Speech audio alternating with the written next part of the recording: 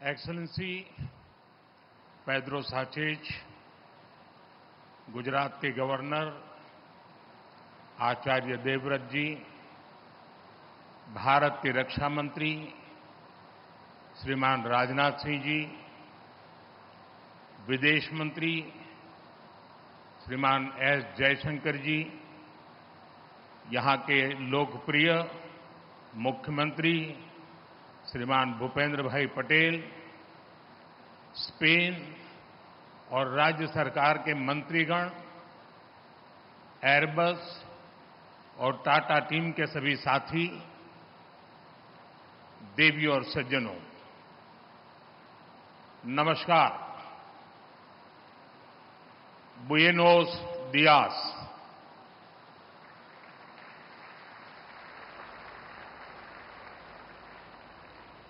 मेरे मित्र पेड्रो साnchez जी के उनकी पहली भारत की यात्रा है। आज से हम भारत और स्पेन की पार्टनरशिप को नई दिशा दे रहे हैं। हम C295 ट्रांसपोर्ट एयरक्राफ्ट के प्रोडक्शन की फैक्ट्री का शुभारंभ कर रहे हैं।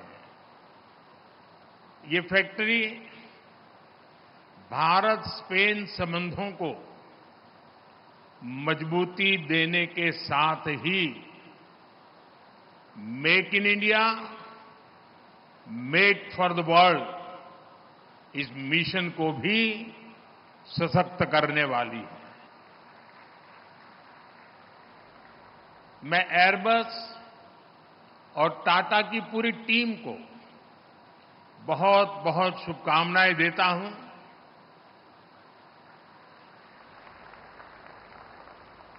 कुछ समय पहले ही हमने देश के महान सपूत रतन टाटा जी को खोया है।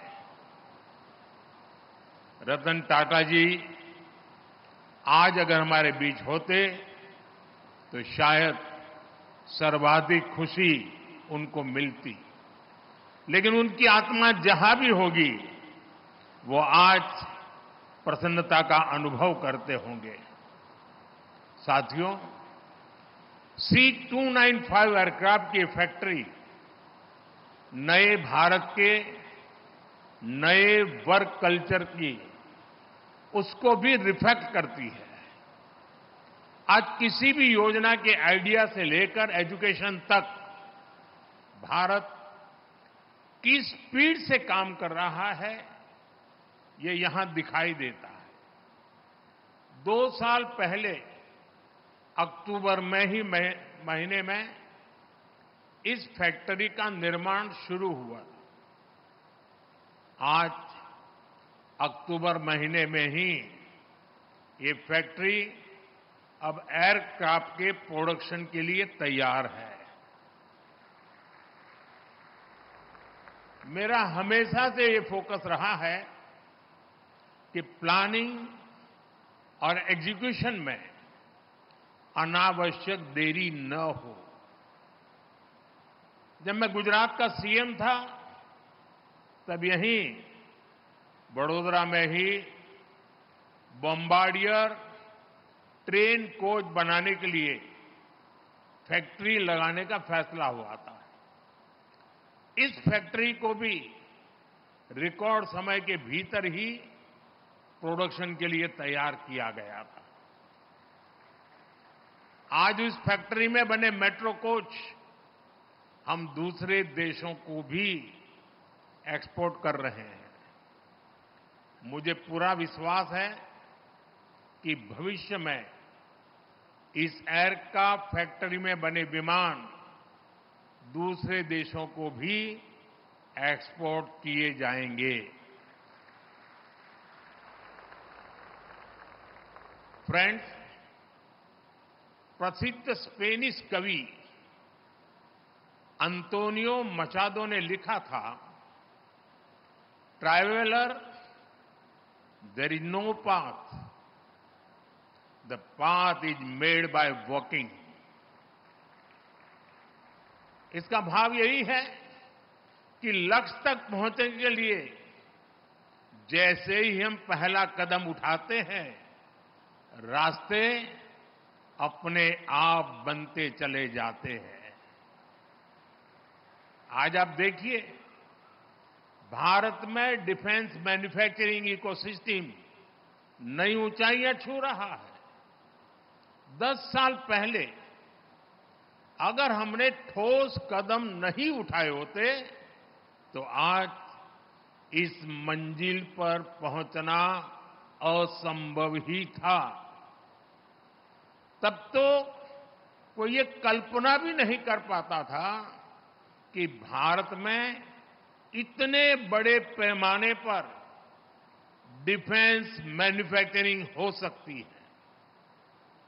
उस समय की प्रायोरिटी और पहचान दोनों इंपोर्ट की ही थी, लेकिन हमने नए रास्ते पर चलना तय किया, अपने लिए नए लक्ष्य तय किए और आज इसका नतीजा हम सबकी आंखों के सामने है। साथियों, किसी भी पॉसिबिलिटी को प्रॉस्पेरिटी में बदलने के लिए राइट प्लान और राइट पार्टनरशिप जरूरी है। भारत का डिफेंस सेक्टर का कायाकल्प राइट प्लान और राइट पार्टनरशिप का उदाहरण है। बीते दशक में देश ने ऐसे अनेक फैसले लिए जिससे भारत में एक वाइब्रेंट डिफेंस इंडस्ट्री का विकास हुआ। हमने डिफेंस मैन्युफैक्चरिंग में प्राइवेट सेक्टर की भागीदारी को विस्तार दिया, पब्लिक सेक्टर को एफिशिएंट बनाया, ऑर्डिनेंस फैक्ट्रीज को 7 बड़ी कंपनियों में बदला, डीआरडीओ और एचएएल को सशक्त किया, यूपी और तमिलनाडु में 2 बड़े डिफेंस कॉरिडोर बनाए। ऐसे अनेक निर्णयों ने डिफेंस सेक्टर को नई ऊर्जा से भर दिया। आईडेक्स यानी इनोवेशन फॉर डिफेंस एक्सीलेंस जैसी स्कीमों ने स्टार्टअप्स को गति दी। बीते 5-6 सालों में ही भारत में करीब 1000 नए डिफेंस स्टार्टअप्स बने हैं। बीते 10 वर्षों में भारत का डिफेंस एक्सपोर्ट 30 गुना बढ़ा है। आज हम दुनिया के 100 से अधिक देशों को डिफेंस इक्विपमेंट एक्सपोर्ट कर रहे हैं। साथियों, आज हम भारत में स्किल्स और जॉब क्रिएशन पर बहुत अधिक फोकस कर रहे हैं। एयरबस और टाटा की इस फैक्ट्री से भी भारत में हजारों रोजगार का निर्माण होगा। इस प्रोजेक्ट के कारण एयरक्राफ्ट के 18,000 पार्ट्स की इंडिजीनियस मैन्युफैक्चरिंग होने जा रही है। देश के किसी हिस्से से एक पार्ट मैन्युफैक्चर होगा तो देश के किसी दूसरे हिस्से में दूसरा पार्ट मैन्युफैक्चर होगा। और ये पार्ट बनाएगा कौन? हमारे माइक्रो और स्मॉल इंडस्ट्रीज ये काम करने वाले हैं। हमारे एमएसएमईज इस काम का नेतृत्व करेंगे। हम आज भी दुनिया की बड़ी एयरक्राफ्ट कंपनियों के लिए पार्ट्स के बड़े सप्लायर में से एक है। इस नई एयरक्राफ्ट फैक्ट्री से भारत में नई स्किल्स को, नए उद्योगों को बहुत बल मिलेगा। साथियों, आज के इस कार्यक्रम को मैं ट्रांसपोर्ट एयरक्राफ्ट की मैन्युफैक्चरिंग से आगे बढ़कर के देख रहा हूं। आप सभी ने पिछले एक दशक में भारत के एविएशन सेक्टर की अनप्रेसिडेंटेड ग्रोथ और ट्रांसफॉर्मेशन को देखा है। हम देश के सैकड़ों छोटे शहरों तक एयर कनेक्टिविटी पहुंचा रहे हैं। हम पहले से ही भारत को एविएशन और एमआरओ डोमेन का हब बनाने के लिए काम कर रहे हैं।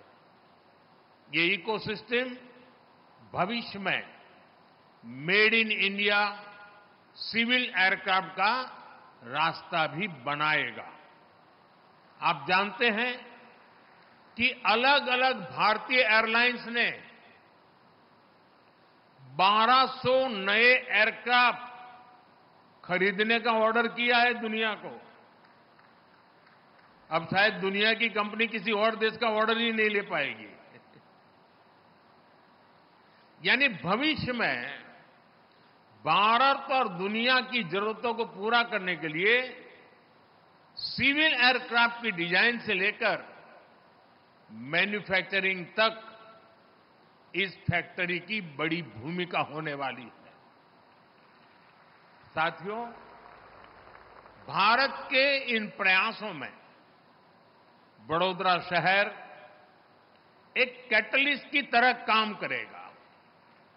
ये शहर पहले से ही एमएसएमई का स्ट्रांग सेंटर है। यहां हमारी गतिशक्ति यूनिवर्सिटी भी है। ये यूनिवर्सिटी हमारे अलग अलग सेक्टर के लिए प्रोफेशनल तैयार कर रही है। वडोदरा में pharma sector, engineering and heavy machinery, chemicals and pharmaceuticals, power and energy equipment, ऐसे अनेक सेक्टर से जुड़ी अनेकों कंपनियां वडोदरा में है। अब ये पूरा क्षेत्र भारत में एविएशन मैन्युफैक्चरिंग का भी बड़ा हब बनने जा रहा है। और इसके लिए मैं आज गुजरात सरकार को, यहां के मुख्यमंत्री श्रीमान भूपेंद्र भाई को और उनकी पूरी टीम को उनकी आधुनिक औद्योगिक नीतियों के लिए, निर्णयों के लिए बहुत बहुत बधाई देता हूं, उनकी सराहना करता हूं। साथियों, वडोदरा में एक और खास बात है। ये भारत का एक महत्वपूर्ण कल्चरल सिटी भी है। ये हमारी सांस्कृतिक नगरी है।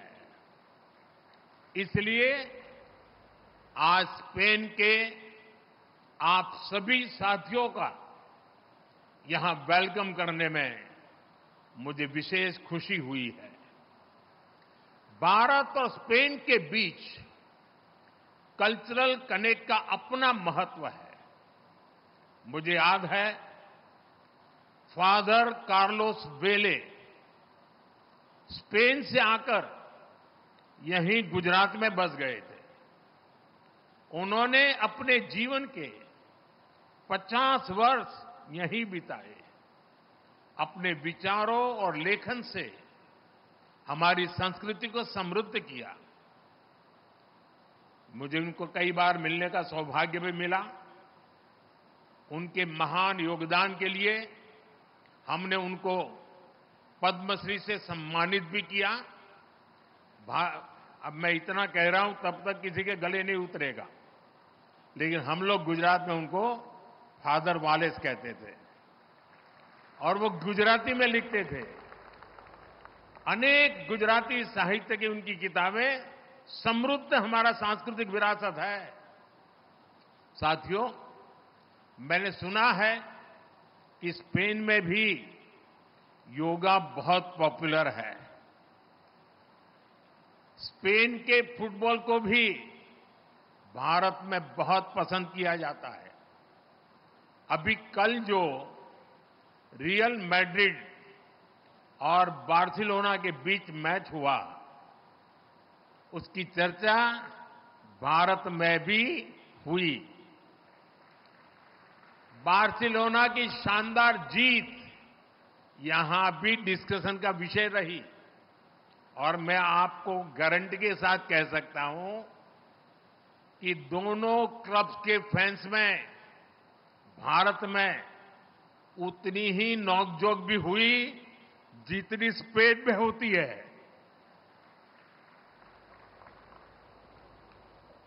साथियों, फूड, फिल्म्स और फुटबॉल सभी में हमारे रिश्ते strong people to people connect से जुड़े हैं।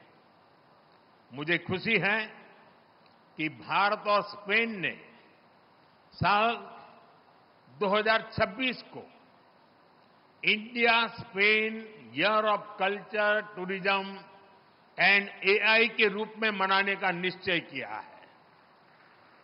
साथियों, भारत और स्पेन की पार्टनरशिप एक ऐसे प्रिज्म की तरह है जो बहुआयामी है, वाइब्रेंट है और एवर इवॉल्विंग है। मुझे विश्वास है कि आज का यह इवेंट भारत और स्पेन के बीच ज्वाइंट कोलैबोरेशन वाले अनेक नए प्रोजेक्ट्स को प्रेरित करेगा। मैं स्पेनिश इंडस्ट्री और इनोवेटर्स को भी आमंत्रित करूंगा कि वो भारत आए और हमारी विकास यात्रा में हमारे साथी बने। एक बार फिर एयरबस और टाटा की टीम को इस प्रोजेक्ट के लिए बहुत बहुत शुभकामनाएं, बहुत बहुत धन्यवाद। Thank you.